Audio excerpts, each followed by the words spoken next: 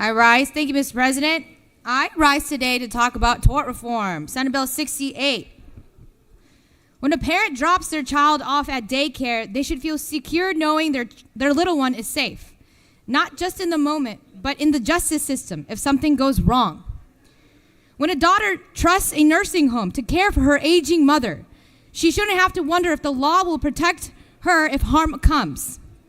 And when a survivor of assault seeks justice, they should not find the courthouse doors locked because politicians decided the rights of corporations mattered more than the rights of people. But that's exactly what Senate Bill 68 does. Tort reform is not a solution. It is a shield for the powerful at the expense of the vulnerable. We've seen this experiment play out in other states, and the results are as clear as they are devastating. Florida passed a version of this, and now families are fighting uphill battles to hold bad actors accountable while they see their insurance rates skyrocket. We are watching the damage unfold in real time, yet some in this chamber want to bring that disaster here. They'll tell you this is about fixing the insurance industry, that it's about fairness. But let's be clear, this bill doesn't fix anything. It doesn't lower premiums. It doesn't make businesses more responsible. And what it does is to make it harder for Georgians to seek justice when they need it most. And here's what's really backwards, guys. We're being told to pass tort reform to lower insurance rates, while the insurance industry continues to operate without oversight or accountability. Now, after pushing this bill forward, the House is creating a study committee to investigate whether the insurance industry is actually keeping its promises. The fact that such a committee is even necessary should tell you everything you need to know about how flawed this bill is. We're being asked to gut legal protections for Georgia families first and ask questions later.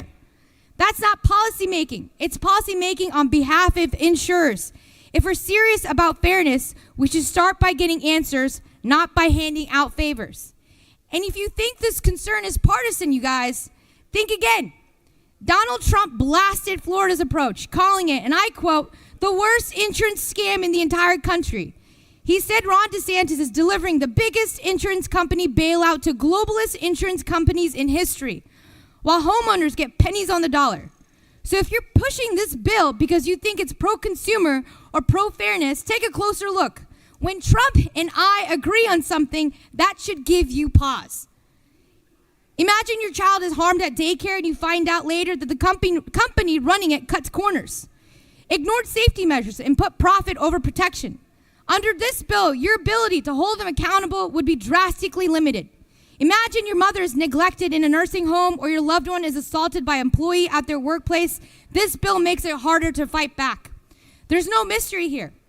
We know what will happen because it happened elsewhere and it's happening right now all over the country, and yet we're being asked to ignore all that evidence to roll the dice with safety and security of Georgia families. I refuse. I refuse to stand by while corporations and insurance companies get yet another gift at the expense of the most vulnerable among us. I refuse to look at parents in the eye and tell them that their child's suffering is just the cost of doing business. So today I ask my colleagues, are you willing to tell those parents that their children's safety is worth less than an insurance company's bottom line? Or are you willing to tell its survivor that the system values profits over their pain? And if you're not, then vote against this bill, vote for Georgia families, and vote for justice. Because if we pass this and we see the same devastation that's happening in Florida, there will be no pretending that we didn't know exactly what we were doing. And there will be no excuse. I yield the well.